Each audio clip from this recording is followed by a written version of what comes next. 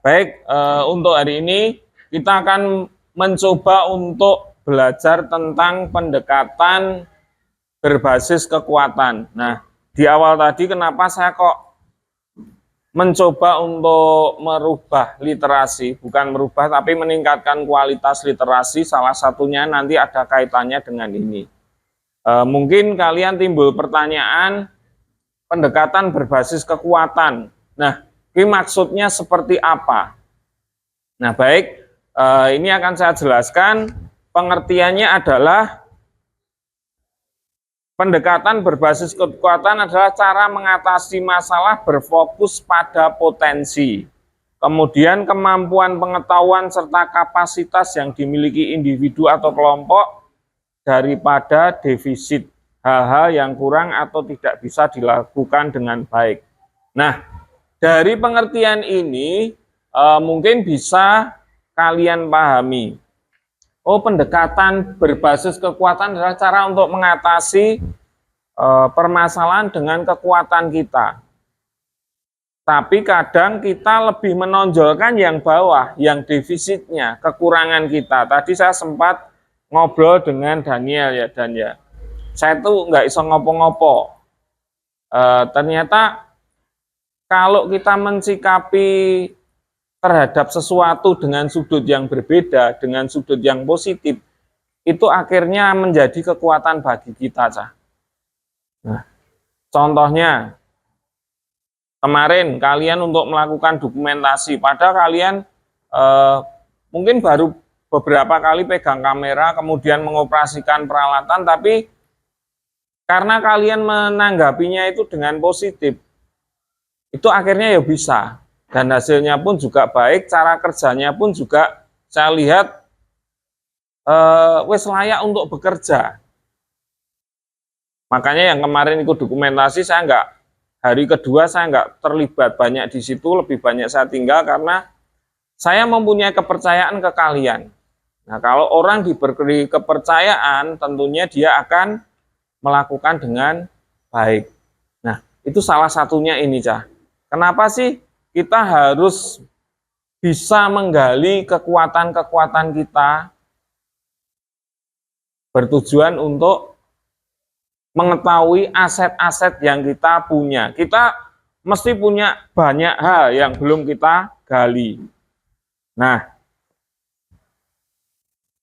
kemudian karena kita berada di lingkungan sekolah, sekolah itu merupakan satu ekosistem.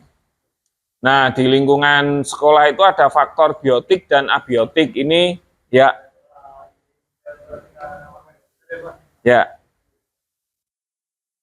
Nah, faktor biotik dan abiotik di sekolah, faktor biotik itu komponen yang hidup. Kalau kalian belajar biologi waktu SMP itu mesti sudah dipelajari ini. Yang hidup itu apa aja yang ada di sekolah? Ada manusia, pohon hidup enggak? Nah, benda-benda hidup itu termasuk biotik. Yang benda mati adalah abiotik. Nah, ini ekosistem yang ada di sekolah. Nah, ini saya lewati. Efektivitas penggunaan sumber daya sekolah. Sekolah perlu mengevaluasi sejauh mana fasilitas dan sumber daya telah digunakan secara optimal dan mendukung pembelajaran. Nah, misalnya apakah laboratorium kemudian digunakan secara maksimal ataukah teknologi seperti komputer, internet sudah diintegrasikan dalam pembelajaran sehari-hari. Nah, evaluasi ini bisa dilakukan dengan mengukur output pembelajaran dan feedback dari guru dan siswa. Nah, berkali-kali saya ngomong ke kalian, kalau kalian, tadi kan kita belajar tentang ekosistem. Kira-kira fasilitas yang ada di sekolah itu apa saja? Kipas, terus apa? TV, apalagi? Lampu, apalagi? AC, beberapa lab ada, terus apalagi? Koneksi internet, komputer. Nah, ini merupakan sumber daya atau aset-aset yang dimiliki sekolah. Kemudian kalian tidak sadar dengan aset yang kalian miliki. Apa itu? Kalian punya HP. Nah, sudah digunakan maksimal belum? Nah, ini nanti kita akan coba bahas di sini. Nah, kemudian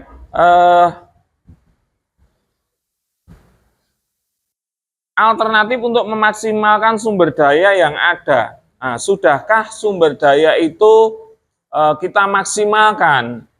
Nah, cara memaksimalkan seperti apa? Nah, di sini kolaborasi dengan komunitas lokal. Komunitas lokal itu mana? Ya warga sekolah semua ini. Nah, kenapa tadi saya membuat literasinya itu kalian bisa saling mengomentari, salah satunya kita mau memaksimalkan komunitas. Nah, memanfaatkan potensi lokal misalnya dalam pembelajaran berbasis proyek di lingkungan sekitar. Pernah nggak ini kita lakukan?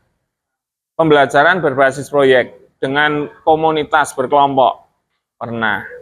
Nah, berarti itu sudah ada pemanfaatan dari komunitas untuk menunjang pembelajaran. Kemudian penggunaan teknologi. Jika fasilitas fisik terbatas, penggunaan teknologi digital bisa mengatasi beberapa keterbatasan ruang dan sumber daya. Kemudian kreativitas dalam pemanfaatan ruang, misal menjadikan area terbuka sebagai tempat belajar. Pernah nggak ini? Nah, pernah. Kita pernah menggunakan area terbuka untuk belajar. Contoh kemarin kalian motret itu di luar. Nah, yang perlu diperhatikan, setiap tindakan yang kita lakukan itu ada sisi positif dan negatifnya. Nah, positifnya apa, negatifnya apa, nanti bisa kita istilahnya cari lebih dominan yang mana, yang positif atau yang negatif. Lampunya masih hidup kan? Nah, ini pemanfaatan lingkungan sekitar. Sekolah bisa memanfaatkan lingkungan sekitar untuk mendukung pembelajaran. Ini agak bergeser. Ya, tolong diperhatikan dulu. Rasa ngene sih, malah DJ itu. Nah, tolong diperhatikan. Ini penting buat kita semua. Bukan untuk saya, bukan untuk kalian saja, tapi kita semua. Sekolah bisa memanfaatkan lingkungan sekitar untuk mendukung pembelajaran, seperti menjadikan potensi lokal atau industri atau alam atau budaya sebagai sumber pembelajaran kontekstual. Pernah kita lakukan nggak? Kemarin tiur nari apa itu? Nari tortor. Nah, itu kalau kita mau menggali tali tortor itu, kalau kita belajar budaya, itu berasal dari mana, kemudian cara nari ini seperti apa, itu kita bisa manfaatkan aset-aset kita. Oke, tolong digatekke sik aja cerita dhewe. Gatekke sik posisine sing bener. Nah, kemudian itu bisa kita jadikan istilahnya sumber pembelajaran yang kontekstual, yang real, yang nyata. Nah, contohnya tadi, kenapa literasinya harus saya kaitkan dengan apa yang kalian dapat, apa yang kalian bisa lakukan dengan pengetahuan yang kalian ambil dari literasi, salah satunya adalah ini. Kemudian misalnya di daerah memiliki sentra industri, Blangkon, Kok, sekolah bisa bekerja sama dengan pengrajin untuk mengajarkan keterampilan atau memanfaatkan pengetahuan tersebut dalam pembelajaran kewirausahaan. Nah, kenapa kok kita diberi kewirausahaan? Salah satunya adalah kita menjalin kerjasama atau hubungan dengan pihak di luar sekolah. Apa yang ada di luar sekolah itu kita manfaatkan. Nah, kebetulan menurut saya yang ini belum kita manfaatkan secara maksimal. Dulu itu cuma tugasnya cari informasi di lingkungan sekitar yang ada kewirausahaannya, tapi tindak lanjutnya belum ada. Itu menjadi koreksi bagi kita semua. Tapi di kelas 10 itu sudah mulai untuk terjun ke kewirausahaan. Nah, di sini ada 7 modal sekolah atau aset. Ini adalah yang pertama, ada modal manusia. Sekolah itu pasti ada manusianya. Manusia terdiri dari siapa? Ya, kepala sekolah, guru, TU, karyawan, murid, kemudian orang tua, kemudian ada komite sekolah. Nah, itu merupakan modal manusia. Terus kemudian ada modal sosial. Ini merujuk pada jaringan hubungan dan kepercayaan antar warga sekolah. Modal sosial itu istilahnya hubungan kita dengan teman kita, hubungan kita dengan guru kita, hubungan kita dengan warga sekolah yang lainnya. Kemudian modal fisik itu tentunya kalian sudah mengerti semua. Enek apa cah di fisik ini? Gedung, terus apa lagi? Peralatan fisik, lapangan, ruang kelas, laboratorium, kantin, perpustakaan, aula, itu merupakan modal fisik. Kemudian modal lingkungan, di sini ada fisik sekolah dan sekitarnya. Dan sekitarnya maksudnya di mana? Ya, di lingkungan yang ada di sekitar sekolahan kita. Nah, itu bisa kita manfaatkan untuk pemaksimalan pembelajaran. Nah, kemudian yang kelima adalah finansial. Nah, di sekolah itu mencakup sumber daya keuangan sekolah. Sekolah dapat bantuan misalnya BOSDA, kemudian ini yang terbaru, sekolah kita mendapat bantuan PK, itu merupakan modal. Nah, untuk PK ini lumayan. Kemudian modal politik. Ini berhubungan dengan kebijakan dan peraturan yang mendukung perubahan positif di sekolah. Contoh perubahan positif. Kita mau merubah itu nggak iso langsung A dadi Z, kemungkinan itu susah. Tapi A dadi B, kemungkinan itu bisa.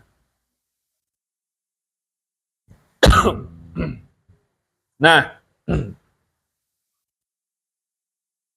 contoh perubahannya, tadi saya mencoba untuk sedikit memberi contoh tentang literasi. Literasi itu udah bagus, tapi bisa ditingkatkan, yaitu kita ubah. Itu perubahan sedikit demi sedikit, nah, menuju hal yang positif. Hal positif apa lagi ketika kita melakukan itu? Banyak rentetannya. Kalian bisa membaca tulisan temanmu, kemudian kalau kalian punya rasa, kalian nggak akan memberikan orang itu sesuatu yang tidak baik. Contohnya gini, kalian hidup di rumah bertetangga, pernah nggak kalian dikasih sesuatu dari tetanggamu? Pernah. Tonggomu gue misal ngasih makanan, kalian dikasih makanan yang busuk apa yang apik? Yang baik. Itu orang biasanya akan seperti itu. Kita punya panenan mangga atau pisang, sing gede-gede dikeke wong sik, sing elek-elek dienggo dhewe. Atau sing apik-apik didol, sing elek nggo dhewe. Nah, kadang seperti itu. Jadi kan itu bisa kita simpulkan bahwa ketika kita pengen memberi itu sebenarnya memberikan yang terbaik. Sama halnya dengan kalian menulis literasi itu, yen kowe pengen ngekei kasih yang terbaik, ojo sak-sake, itu bakal dibaca temenmu. Nah, mungkin untuk ke depan saat saya literasi akan saya gunakan model itu. Itu iso kalian jadikan istilahnya gallery work buat kalian. Itu nggak akan kebuang. Kalian nggak punya alasan bukunya hilang, itu nggak ada. Nah, itu lebih bermanfaat buat kalian. Nah, kemudian saya menyuruh kalian buat portofolio, salah satunya juga itu. Kayak kemarin waktu job fair itu sebenarnya kalau kalian punya portofolio yang lengkap, disusun rapi, kalian nggak perlu banyak ngomong, ini portofolio saya, linknya dikasih, udah. Mereka buka sendiri, tahu kemampuanmu seperti apa. Nah, itu contohnya seperti itu, Cah. Itu tuh pemanfaatan aset yang kalian punya. Aset apa? Yo HP-mu, kemampuanmu, itu kamu maksimalkan untuk istilahnya membangun diri kalian sendiri. Kemudian yang keenam, ketujuh, modal agama dan budaya. Ini merujuk pada nilai-nilai luhur agama dan budaya yang dianut masyarakat sekitar. Kita tahu bahwa kita sekolahan Kristen, tapi yang masuk sini tidak hanya Kristen. Ada Muslimnya, ada Kristen, ada Katolik. Nah, ini sangat bagus untuk komunitas kita membangun kebinekaan. Kita bangun saling menghargai, itu apik banget. Itu modal sebenarnya. Modal kita untuk belajar. Nah, kalau kita tidak bisa memanfaatkan itu secara maksimal, itu rugi. Kenapa kok rugi? Kita bisa belajar memahami apa yang menjadi keyakinan teman kita. Islami seperti apa sih? Kalau belajar seperti itu salah enggak? Enggak. Kalau kita paham, kita akan lebih menghargai. Kita akan menjadi lebih toleransi. Nah, saya sendiri termasuk penganut orang yang nasionalis. Karena komunitas saya itu beraneka ragam. Jadi ketika saya bermain musik itu tidak hanya dengan agama tertentu, enggak.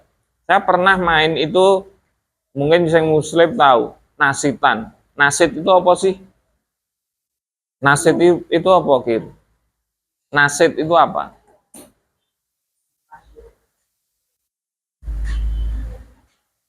Kurang ngerti. Oke. Itu kan kayak yang Kristen kan kayak musik untuk puji-pujian kan. Nah, di Islam itu saya pernah main kayak gitu. Rasanya ya biasa karena kita menganggap itu seni. Kita harus bisa membedakan itu. Nah, saya ada teman ngeband saya saat ini itu malah pas Natalan dia sering main di gereja. Ini malah aneh sih sebenarnya. Tapi karena dia pandangnya itu seni, ya wis rapopo. Asal kita tidak mencampuri keyakinan mereka, itu enggak masalah. Itu menjadi aset atau modal kita untuk belajar. Nah, ini merupakan 7 modal sekolah atau 7 aset sekolah. Tadi ada manusia, kemudian ada fisik, ada sosial, ada lingkungan, kemudian finansial, modal agama. Nah, ini mungkin saya akan memutarkan satu video. Ini coba diperhatikan, nanti kalian bisa berkomentar di sini.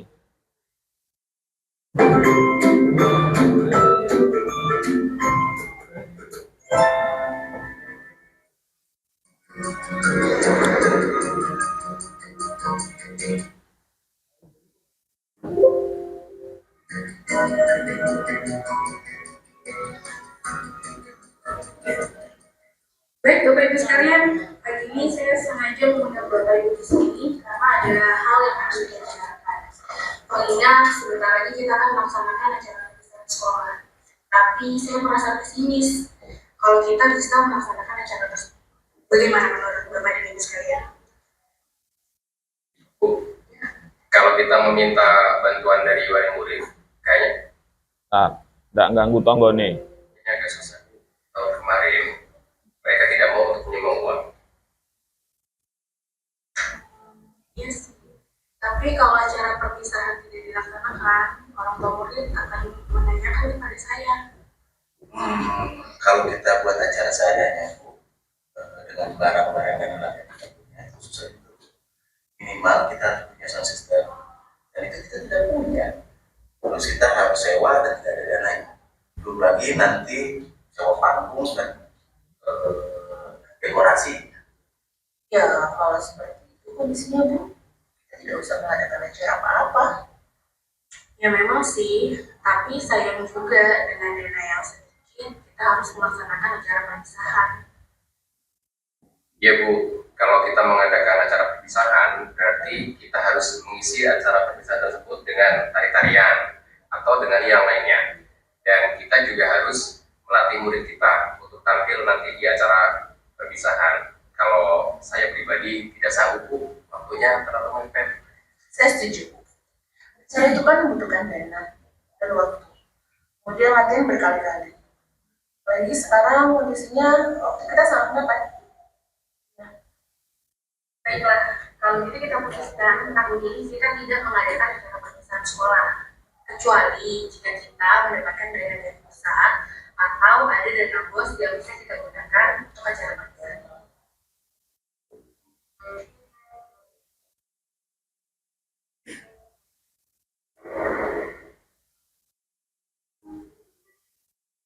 Nah,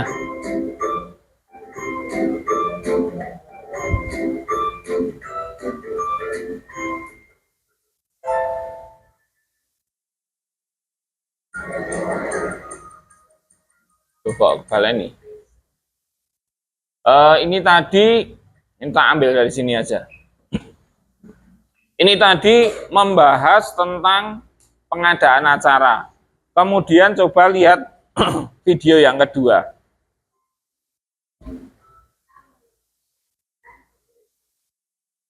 Enggak, beda anu nih. Bentar ya. Sabar.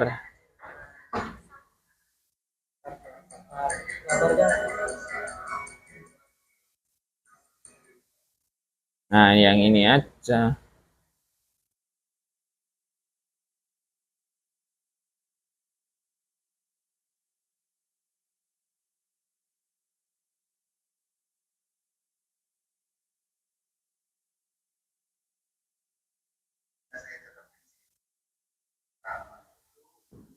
Nanti kita bisa menggunakan meja-meja.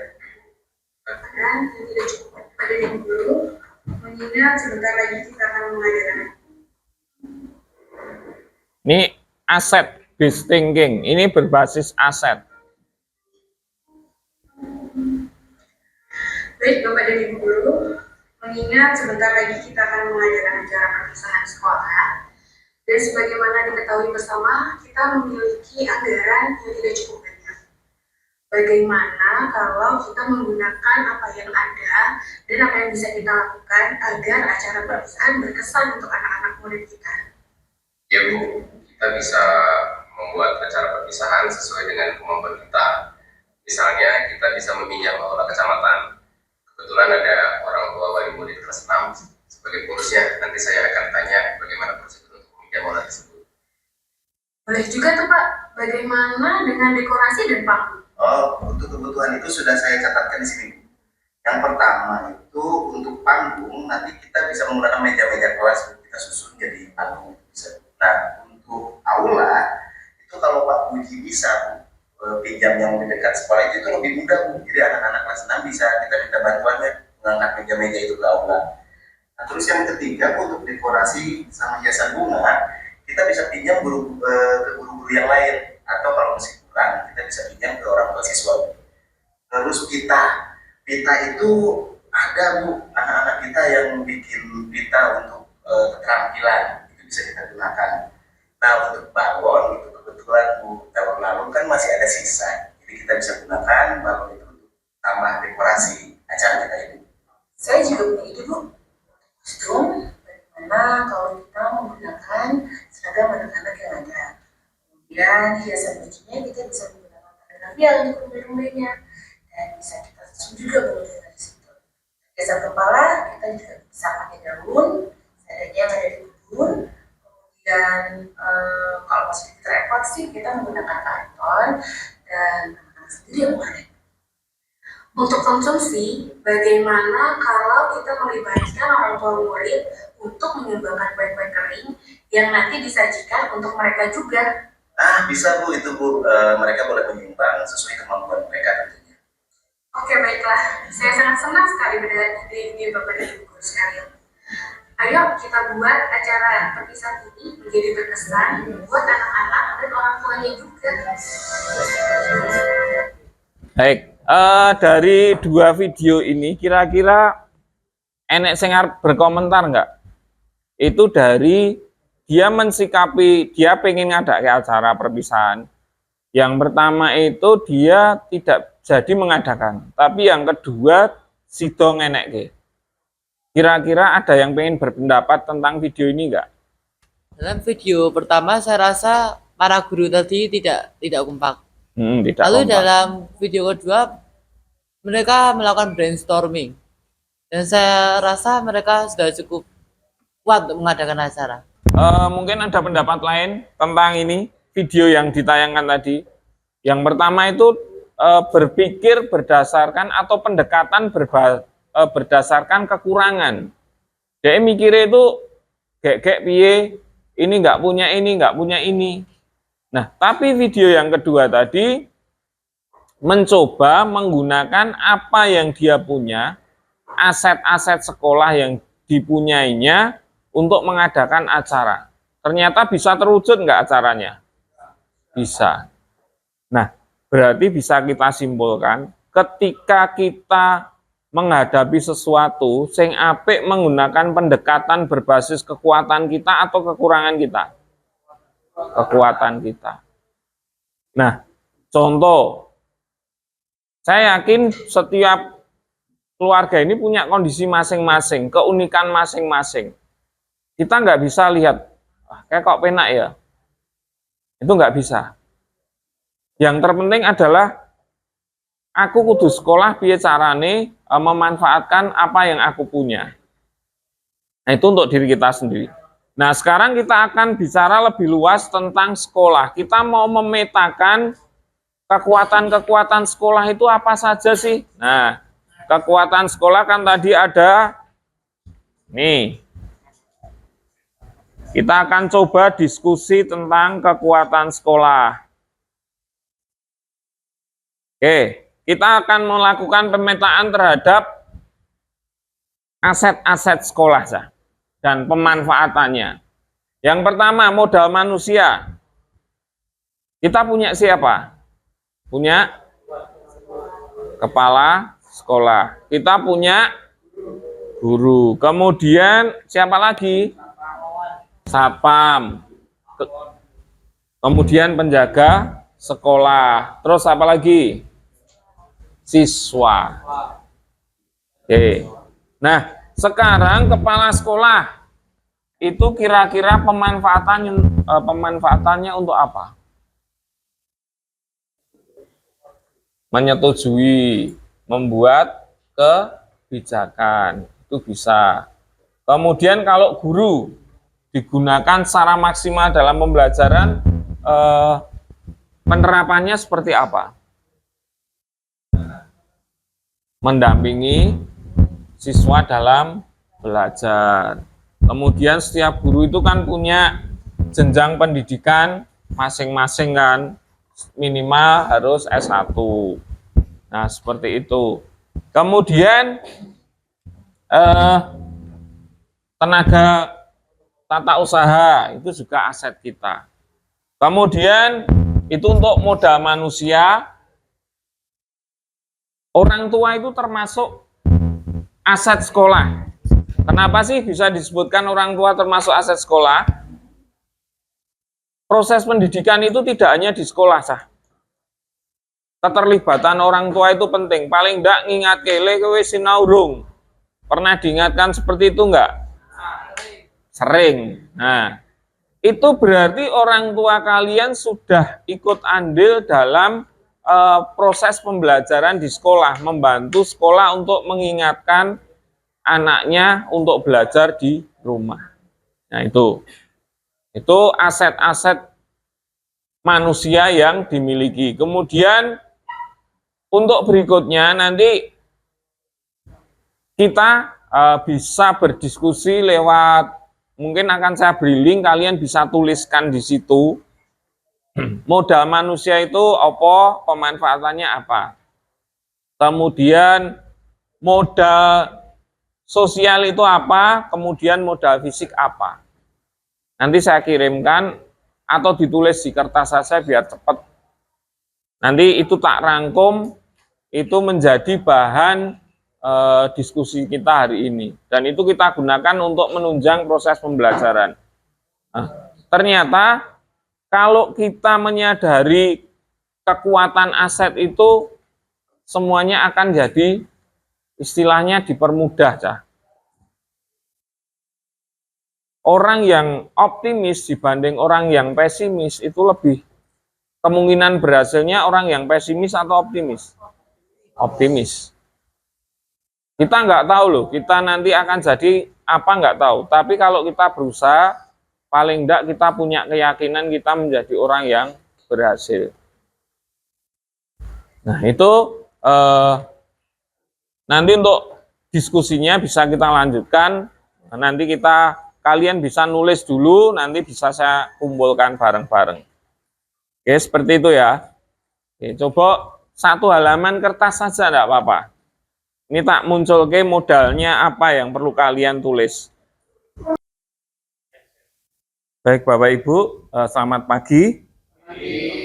Di pagi hari ini kita akan mencoba untuk memetakan aset-aset sekolah dan pemanfaatannya seperti apa. Nah, pada pertemuan pagi hari ini kita akan berdiskusi, kita akan mencari apa saja yang kita miliki, kemudian pemanfaatan secara maksimal untuk mendukung proses pembelajaran di sekolah kita. Tapi sebelumnya saya akan mencoba memutarkan sebuah video singkat tentang kondisi sekolah.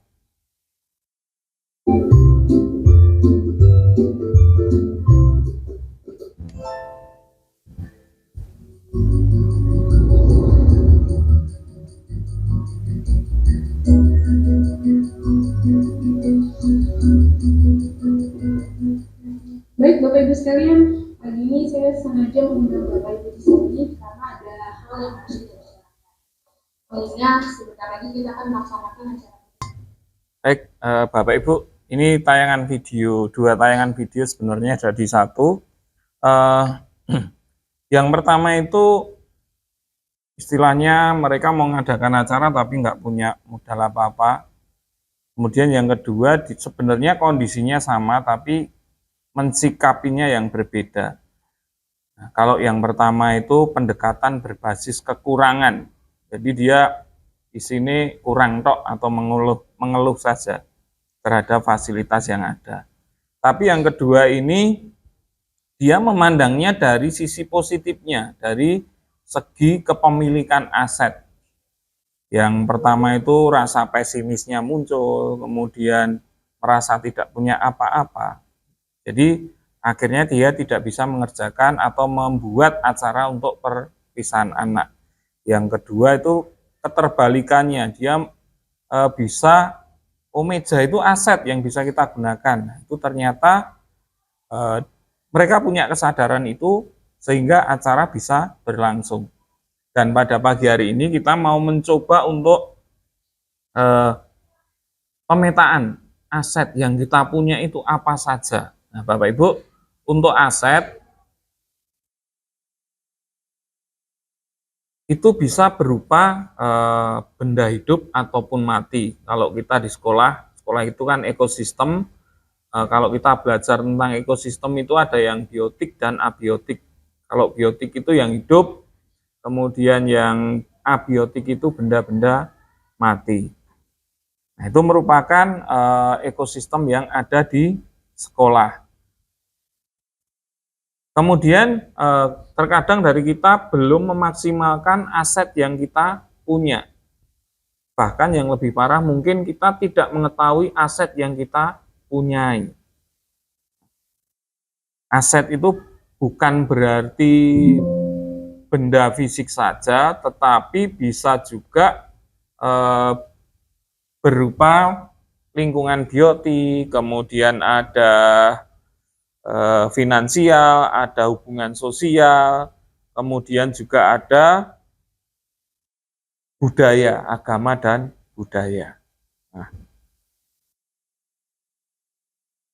Nah, ini di sini ada beberapa alternatif untuk memaksimalkan sumber daya yang ada melalui kolaborasi. Salah satunya seperti ini, kita melakukan diskusi, kita berkolaborasi untuk memetakan aset-aset yang kita punya. Kemudian penggunaan teknologi, jika fasilitas terbatas, penggunaan teknologi digital mengatasi beberapa keterbatasan ruang dan sumber daya.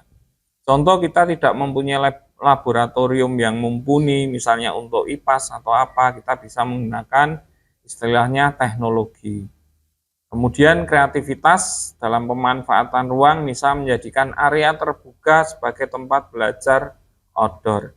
Nah, di sini sering Bapak Ibu guru melakukan pembelajaran di luar.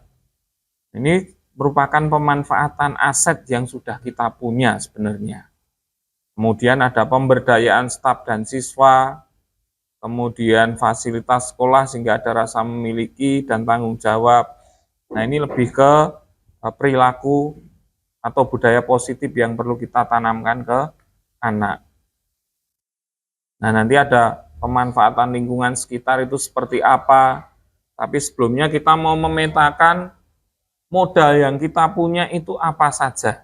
Nah, Bapak Ibu, nanti kita akan berdiskusi. Nah, yang pertama kita akan melakukan pemetaan terhadap modal manusia yang sudah kita miliki di sekolah ini. Nah, silakan Bapak Ibu, kira-kira modalnya apa saja sih yang sudah kita miliki? Kita saling memberi masukan di sini. Nanti biar saya catat di sini. Apa saja yang termasuk modal manusia, Bapak Ibu? Ya, guru, siswa, kemudian kepala sekolah, orang tua, tenaga pendidik, orang tua, nah, komite. Nah, jadi di sini sudah ada banyak modal. Kita sudah memiliki modal manusia yang banyak, dari kepala sekolah, guru, kemudian karyawan, tenaga pendidikan, hingga orang tua. Nah, orang tua kenapa dilibatkan ke dalam modal sekolah? Karena orang tua itu rekan kerja atau partner kerja kita ketika kita mendidik siswa. Karena pendidikan tidak hanya di sekolah, tapi juga harus di lingkungan rumah. Nah, seperti itu Bapak Ibu. Itu modal manusia yang sudah kita punyai. Kemudian kira-kira pemanfaatannya seperti apa Bapak Ibu agar modal tadi itu maksimal?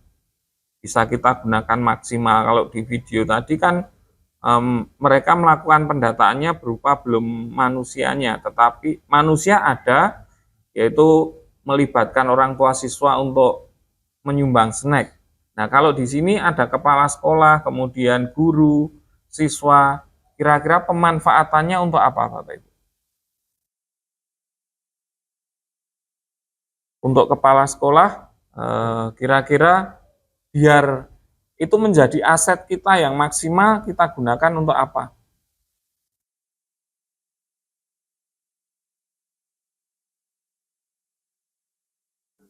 Menentukan kebijakan. Boleh. Kemudian apa lagi? Memberikan motivasi juga bisa kita gunakan untuk supervisi. Nah, itu untuk pengembangan proses pembelajaran yang ada di sekolah kita. Kemudian kepala sekolah bisa kita manfaatkan untuk apa, Bapak Ibu? Mencari bantuan. Itu bisa nggak kira-kira? Bukan meminta-minta, tapi mencari bantuan. Nah, itu kita bisa masukkan ke dalam situ. Kemudian pemaksimalan untuk guru, kira-kira apa? Sebagai tenaga pendidik itu biar kita menjadi aset yang maksimal. Mendidik, mendampingi, kemudian apa lagi? Diklat. Nah, diklat. Atau itu mungkin masuk ke kolaborasi. Baik, tadi kita pemanfaatan guru Bapak Ibu. Kira-kira ada tambahan lagi untuk memaksimalkan aset dari yang kita miliki atau aset sekolah dari seorang guru ini. Silahkan. Ya, tentu saja kalau saya pribadi sebagai guru BK mungkin bisa pemanfaatan dari guru BK ini seperti halnya konseling ya Pak. Jadi tidak hanya konseling untuk peserta didik, tapi juga kalau ada masalah dari peserta didik dan keluarga, nanti ada yang namanya konseling keluarga juga. Jadi kita mengumpulkan anak dan juga keluarga anak supaya permasalahannya itu bisa diselesaikan gitu.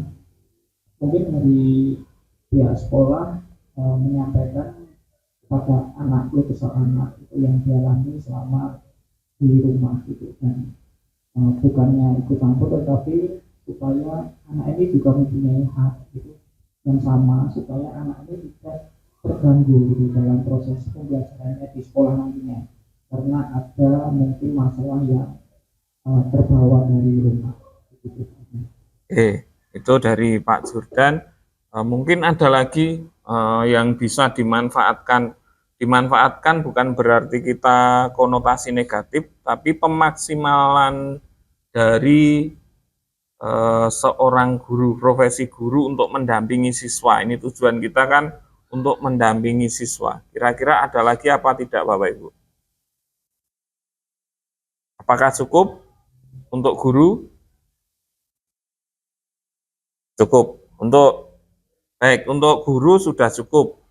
Kemudian kalau dari mungkin segi murid itu apa sih yang kita bisa memaksimalkan dari kemampuan murid itu?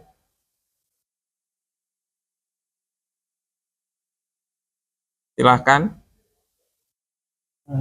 Tentunya beberapa kreativitas anak-anak ya Pak, seperti mungkin dari anak di kafe gitu, dia pintar dalam desain dan juga dalam kegiatan pemotretan, mungkin bisa dijadikan sebuah uh, aksi kreativitasnya itu dituangkan di dalam beberapa kegiatan yang mungkin bisa digunakan juga terhadap sekolah dan juga berguna terhadap masyarakat nantinya. Jika sekolah kita dipercaya, itu anak-anak kita itu mempunyai kemampuan di bidang tertentu yang bisa digunakan, anak bisa join atau bisa bergabung terhadap kegiatan-kegiatan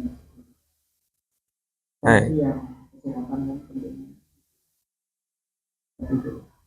Baik, terima kasih Pak Jordan. Nah, itu adalah pemanfaatan murid. Jadi, murid itu bisa kita maksimalkan kemampuannya untuk mungkin membantu promosi sekolah.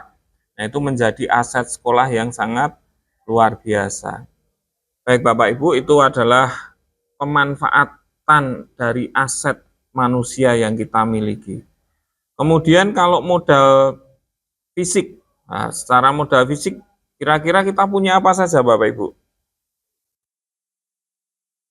Gedung, kemudian lapangan, aula, lab. Nah, kira-kira dengan prasarana itu kita manfaatkan untuk apa?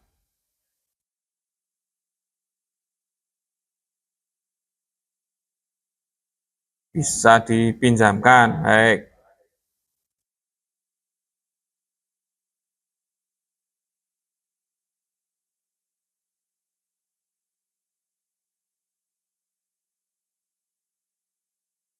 Baik, bisa termasuk kegiatan sosial ya Pak ya, bisa ke modal sosial juga nanti.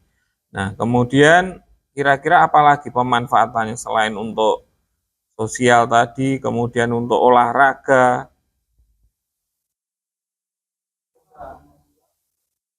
lomba antar sekolah, kemudian kalau fisik itu juga bisa kita manfaatkan kira-kira untuk apa? Ya, gedungnya kita manfaatkan untuk apa kira-kira Pak? Untuk proses pembelajaran. Nah,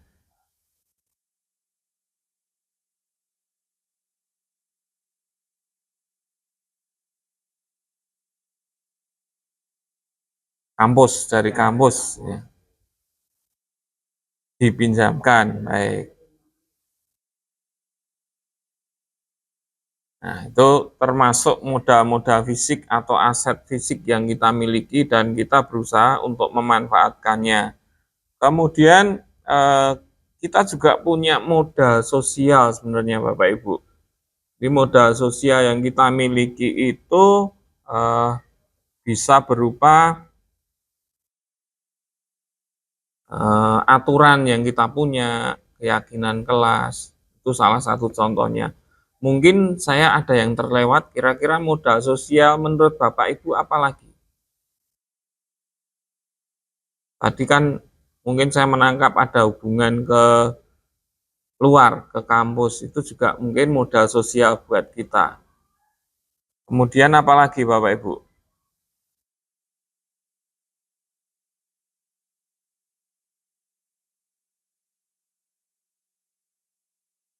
Modal sosial.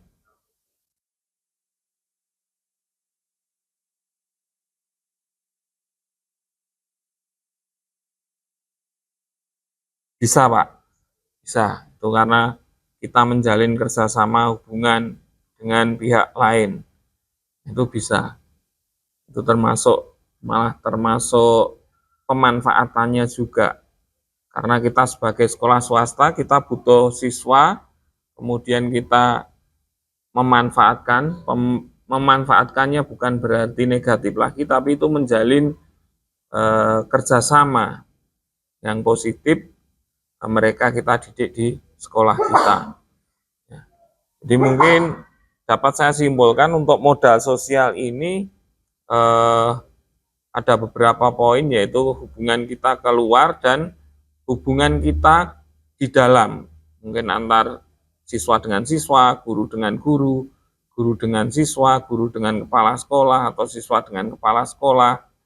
Nah, kalau saya lihat di sini hubungannya sangat harmonis, jadi itu modal kita untuk melakukan proses pendampingan terhadap peserta didik kita. Nah, kemudian yang ketiga Bapak Ibu, mungkin ada modal politik. Kalau modal politik itu bisa kerjasama dengan pihak luar, sekolah dengan instansi mana, itu bisa politik juga. Tadi juga ada Pak Is tadi menyebutkan hubungan ke panti. Kenapa masuk sosial? Nah, satu kegiatan mungkin bisa kita masukkan ke dalam beberapa aset yang kita punya. Tidak harus satu aset.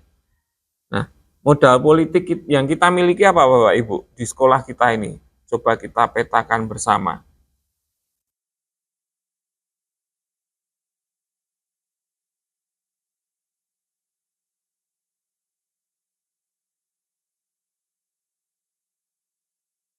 Baik, kerjasama dengan pihak luar, polsek, puskesmas, kemudian apalagi dengan dinas pendidikan. Nah, itu yang menaungi kita. Kemudian apalagi Bapak Ibu?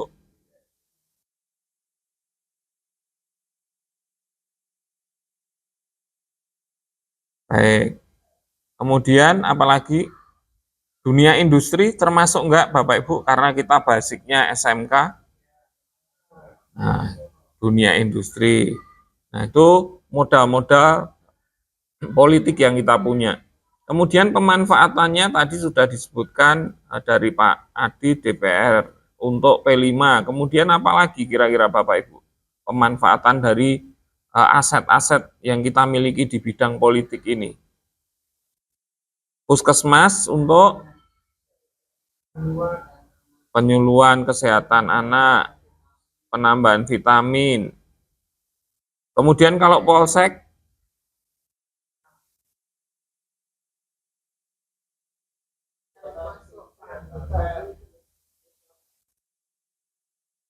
kegiatan sekolah, pendisiplinan siswa, pembentukan karakter ini mungkin.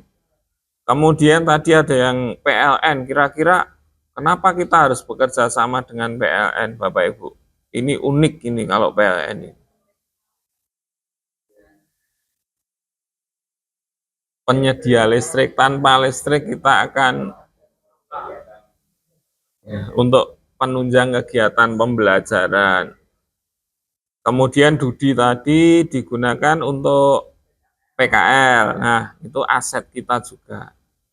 Baik Bapak Ibu, itu modal-modal fisik yang kita punyai dan pemanfaatannya. Kemudian, modal politik. Nah, kemudian modal lingkungan alam. Kira-kira apa yang kita miliki Bapak Ibu? Tempat kita strategis di tengah kota dan terkenal. terkenal dengan burungnya itu. Kemudian apa lagi Bapak Ibu? Modal lingkungan di tempat kita. Kalau menurut saya masih lumayan hijau, ada pohonnya, lapangannya juga hijau. Transportasi mudah. Baik, apalagi Bapak Ibu? Ada tamannya. Kemudian mungkin di sekitar kita banyak ada hotel juga.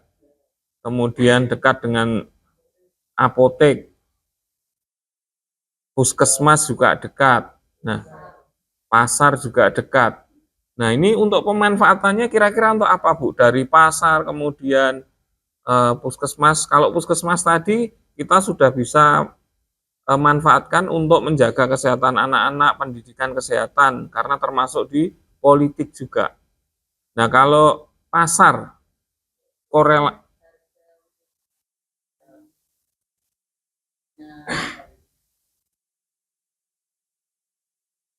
pemasaran. Nah, outing class mungkin kita gunakan untuk outing class. Itu juga bisa. Kemudian tadi puskesmas sudah, kemudian taman. Kira-kira untuk apa sih Bu taman?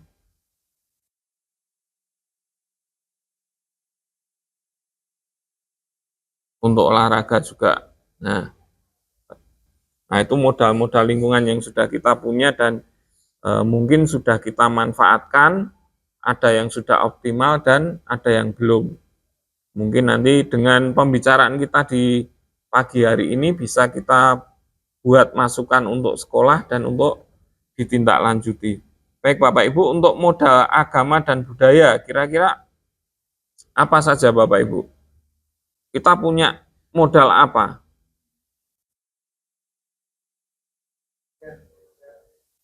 Ujian di gereja, kemudian apalagi Bapak Ibu?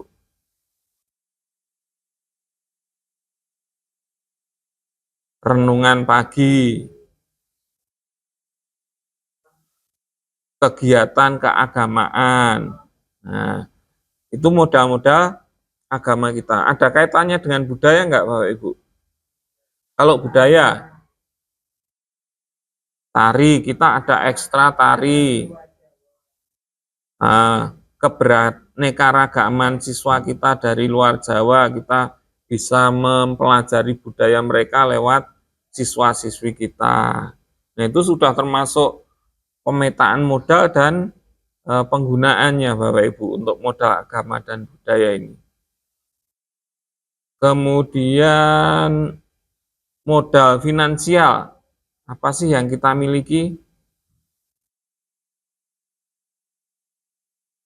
BOS, kemudian PIP, kemudian SPP karena kita swasta jadi boleh untuk menarik SPP.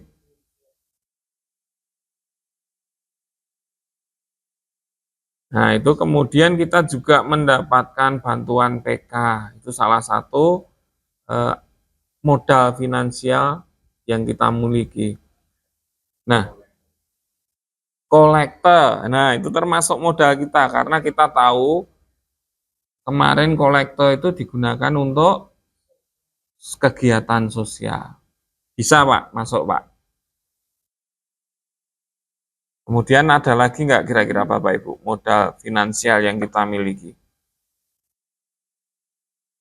Kita punya ruko yang kita sewakan, nah itu termasuk modal finansial buat kita nggak Bapak Ibu? Termasuk. Nah kita bakal punya TEVA, kira-kira kalau hasil TEVA itu bisa untuk modal finansial kita? Bisa. Kantin sekolah, koperasi sekolah. Nah, itu merupakan modal finansial bagi sekolah kita. Nah, Bapak Ibu,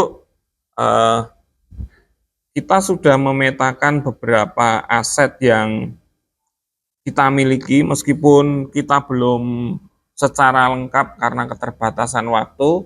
Nanti coba saya akan Bapak Ibu bisa tuliskan secara manual ataupun WA tentang modal modal atau aset-aset ini dan pemanfaatannya, biar nanti lebih lengkap melengkapi pembicaraan kita yang singkat ini. Kita berharap apa yang kita bicarakan di pagi hari ini bisa kita gunakan untuk mengembangkan sekolah kita, dan ini menjadi masukan buat sekolah kita bahwa kita itu sebenarnya punya aset yang sangat luar biasa, tapi kadang kita belum secara optimal untuk melakukan atau memanfaatkan aset-aset yang kita punya ini. Mungkin sebelum kita tutup, ada Bapak Ibu yang ingin mengungkapkan tentang pemanfaatan aset ini? Ada atau tidak Bapak Ibu? Kalau sudah cukup, kita akhiri sampai di sini. Terima kasih. Kita berjumpa di kemudian waktu. Terima kasih Bapak Ibu.